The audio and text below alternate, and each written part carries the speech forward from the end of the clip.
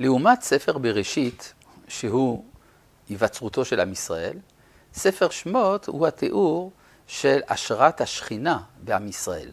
כלומר, הנוכחות האלוהית בתוך האומה, שאחר כך מקרינה לכל העולם כולו. ולכן הספר הזה מסתיים בפרשת פקודי, בהשראת השכינה בבית המקדש.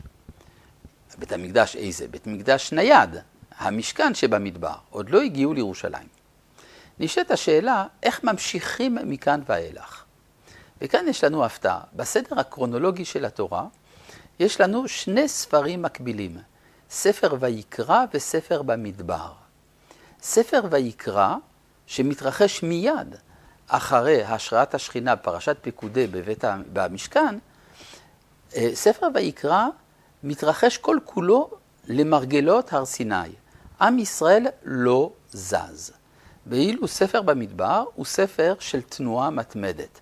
בני ישראל מתהלכים במדבר, ומבחינה קרונולוגית שני הספרים האלה מקבילים זה לזה. איך באמת להבין את זה? בסוף הפרשה שלנו, בסוף פרשת פקודי, יש לנו תיאור של המשכן, שבו כתוב, ויכס הענן את אוהל מועד, וכבוד השם מלא את המשכן, ולא יכול משה לבוא אל אוהל מועד, כי שכן עליו הענן, וכבוד השם מלא את המשכן. המצב הזה הוא מצב של קביעות. כבוד השם שממלא את המשכן הוא אש. הענן שמכסה את המשכן הוא מים. בעצם אפשר לומר שהפסוק הזה הוא ההקדמה לספר ויקרא. כלומר, אחרי ששכינה שורה, הקדוש ברוך הוא קורא למשה אל תוך בית המקדש ונותן לו את ההלכות של הקורבנות.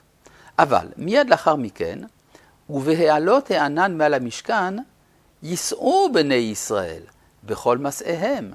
זאת ההקדמה לספר במדבר.